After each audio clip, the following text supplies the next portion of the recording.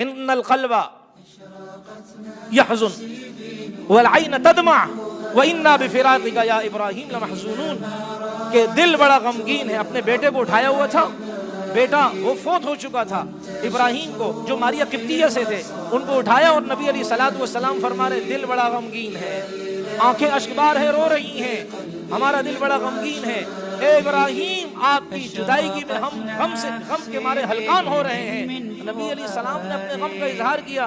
حضرت جی مولانا الیاس رحمۃ اللہ علیہ نے اس آدمی سے فرمایا کہ تم کہہ رہے ہو مجھے کوئی غم نہیں، تم نے سنت کے خلاف کام کیا۔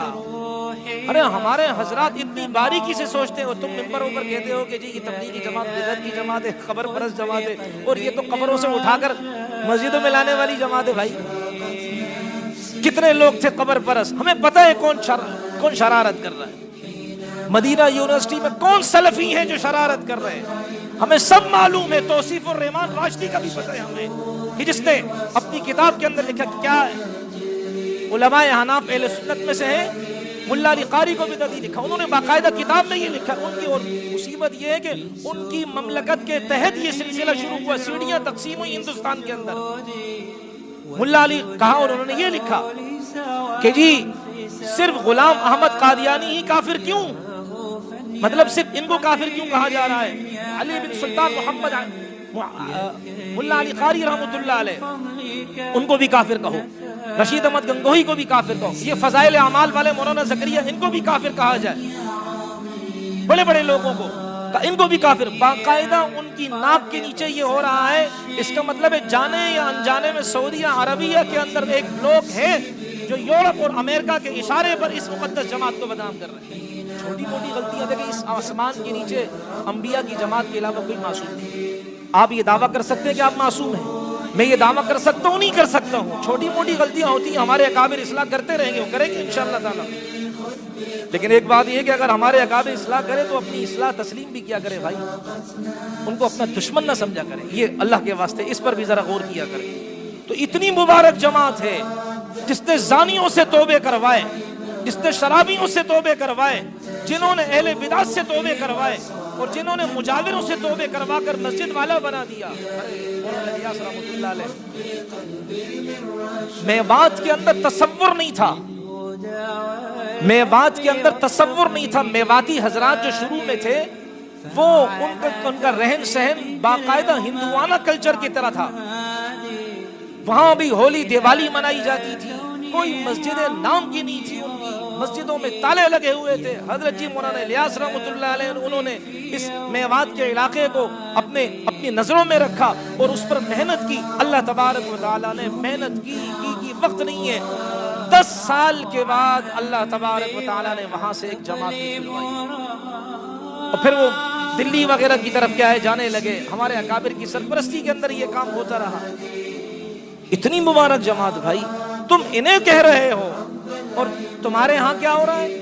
اپنے آپ نے یہودیوں کو، میں آپ کو عرض کروں یہ اہل عرب کی تباہی کے دن شروع ہے، نبی کی حدیث کی روشنی میں آپ پریشان نہ ہونا۔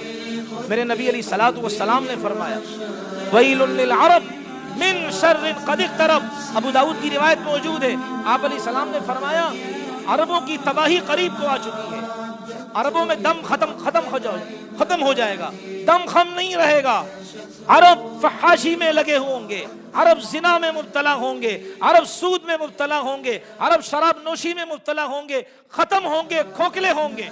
یہی تو حال ہوا۔ بیت المقدس کس نے آزاد کروایا؟ عرب نے نہیں، ایک کردی نے، صلاح الدین ایوبی نے۔ وہ گنوایا کس نے؟ ان بیچارے عربوں نے۔ باقاعدہ وہ سودا ہوا، باقاعدہ ایک میز پر آئے اور ایک آپس میں کیا سودا ہوا، دے دیا۔ اور پھر ایک زمانہ آئے گا کہ یہ دوبارہ یہ بیت المقدس انشاءاللہ فتح کریں گے، اور کون فتح کریں گے؟ اہل عرب نہیں بھائی۔ آپ کو آج بات بڑی اچھمبے کی لگے گی، آج یہ نبی علیہ السلام کی حدیث کی روشنی میں عرض کر رہا ہوں، مختصر۔ رسول پاک علیہ الصلوۃ والسلام نے فرمایا کہ مشرق کی طرف سے کچھ لوگ آئیں گے، اور وہ رایات سود، وہ کالے جھنڈوں والے ہوں گے، وہ خراسان سے آئیں گے، تو یہاں ان کو کوئی چیز بھی راستے کی رکاوٹ ان کے لیے نہیں ہوگی. خراسان سے آئیں گے, کوئی ان کو روکے گا نہیں. یعنی اللہ تبارک و تعالیٰ ان کی مدد فرمائیں گے, کوئی ان کو روک نہیں سکے گا. مائی کا لال وہ آئیں گے, یہاں تک کہ وہ کالے جھنڈے ایلیا کے اندر, یروشلم کے اندر, بیت المقدس کے اندر گاڑے جائیں گے. اب خراسان قبلۃ المشرق, نبی علیہ الصلوۃ والسلام نے فرمایا مشرق کی طرف سے. اب اسلامی ممالک میں سعودیہ کے مشرق کی طرف سے تین ممالک ہیں, افغانستان, ایران, پاکستان. یہ تین ممالک کیا سعودیہ کے مشرق کی طرف آتے ہیں. ہندوستان نہیں, اس لیے کہ وہ غیر مسلموں کا ملک ہے, دار الحرب ہے, مسلمانوں کا ملک نہیں ہے. ایران تو کاٹ دو, اس لیے کہ وہ امامت کا قائل ہے, خلافت کا قائل نہیں ہے, خلافت کا منکر ہے. رہ گئے دو صوبے, دو ملک, افغانستان اور پاکستان. اور ہمیں اللہ سے امید ہے انشاءاللہ تعالی یہ جو کالے جھنڈے ہیں, یہ خراسان کا اشارہ افغانستان کی طرف ہو رہا ہے, اور اسی کے ساتھ پاکستان ہے, کہ اسی دھرتی کے اندر انشاءاللہ امام مہدی کا لشکر تیار ہوگا جائے گا انشاءاللہ. اور اللہ تعالیٰ نے کرم کیا ہے. یہ جو ہندوستان پاکستان تو پہلے ایک تھا نا, وہاں اللہ نے ایسی محنت کروائی, شیخ الہند کو اٹھایا اللہ تعالیٰ. اور پھر اس کے بعد دارالعلوم دیوبند, اس کے بعد علامہ مولانا الیاس رحمۃ اللہ علیہ کی تحریک, دعوت و تبلیغ کی تحریک, راستے کے ہر کانٹے کو صاف کرتی جا رہی ہے, مسجد کے قریب کرتے جا رہی ہے, اللہ کے قریب کرتے جا رہی ہے. یہ سارا سلسلہ یہ امام مہدی علیہ الرضوان کے لیے راستہ صاف کیا جا رہا ہے بھائی. اس لیے تو ایک روایت میں آتا ہے کہ نبی علیہ الصلوۃ والسلام نے فرمایا کہ مجھے ہند کی طرف سے, پہلے زمانے میں ہند پورا پاکستان, بنگلہ دیش, انڈیا یہ ایک تھا, پھر تقسیم ہو گیا. ہند کی طرف سے مجھے ٹھنڈی خوشبو آ رہی ہے, میٹھی خوشبو آ رہی ہے, ٹھنڈی ہوا آ رہی ہے. تبھی تو علامہ اقبال رحمۃ اللہ علیہ, اللہ اس بندے کی قبر پر کروڑوں رحمتیں نازل فرمائے. تبھی تو اس نے کہا میر عرب کو آئی ٹھنڈی ہوا جہاں سے, میرا وطن وہی ہے, میرا وطن وہی ہے. مطلب یہ ہے کہ رسول میر عرب کے سردار خاتم النبیین جناب محمد الرسول اللہ صلی اللہ علیہ وسلم نے یہ فرمایا مجھے ہند سے ٹھنڈی ہوا آ کے جھونکے محسوس ہو رہے ہیں. یعنی کیا دوبارہ نشاط ثانیہ ہوگی, غلبہ اسلام ہوگا, اور غلبہ اسلام کے شاہین مشرق کی طرف سے آئیں گے, اور وہ مشرق کا علاقہ افغانستان کا علاقہ ہے, پاکستان کا علاقہ ہے. اور یہ کالے جھنڈے والے کون ہیں؟ ایران نہ لینا.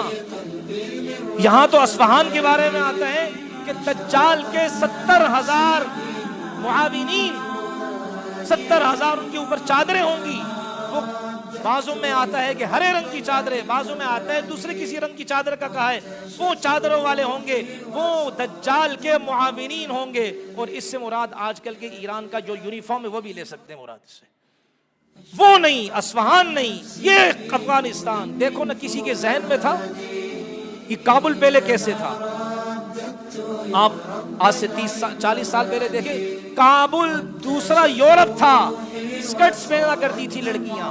وہ جو اس کا جو بادشاہ ظاہر شاہ کبھی کسی زمانے میں ہمارے پاکستان آیا تھا, اس کی بیوی نے سکرٹس پہنا ہوا تھا, ننگے پاؤں, پنڈلیاں ننگی, بازو کھلے ہوئے, اس حال میں آیا تھا. اس لیے کہ اس کو کلچر یہ تھا. اور آج جا کر دیکھیں کسی کے ذہن میں تھا کہ یہاں اسلام کے شاہین آئیں گے, یا غوری اور بابر کے ثبوت آئیں گے, یا محمد مصطفیٰ علیہ السلام کے غلام آئیں گے, اور ان ظالموں اور جابروں اور ان صدور کے محلات کو پاؤں کے نیچے رون دیں گے. کسی کے تصور میں نہیں تھا. اس لیے یہ مشرق کا علاقہ, اہل عرب گئے. میں آپ کو عجیب بات بتاؤں, ہمارے پاکستان کے ایک بہت سیرت سینئر صحافی نے یہ بات کہی, کہا کہ میں گئے گلف کی جو وہ ہے یہ عمان, قطر اور یہ دبئی وغیرہ, ایمریٹس وغیرہ کے جو ہے, کہا میں اترا دبئی میں ایئرپورٹ میں, آپ کو عجیب حیرانگی ہوگی کہ جب میں دبئی ایئرپورٹ پر اترا اور وہاں میں نے کھانے پینے کی چیزیں دیکھی, تو کھانے پینے کی چیزوں میں نے ڈبہ دیکھا, اس پر لکھا ہوا تھا لحم الخنزیر. خنزیر کا گوشت بھی یہاں ملتا ہے, حالانکہ خنزیر کا گوشت تو قرآن نے حرام کہا ہے. عرب خنزیر کا گوشت بھی بیچنا شروع کر گئے ہیں بھائی.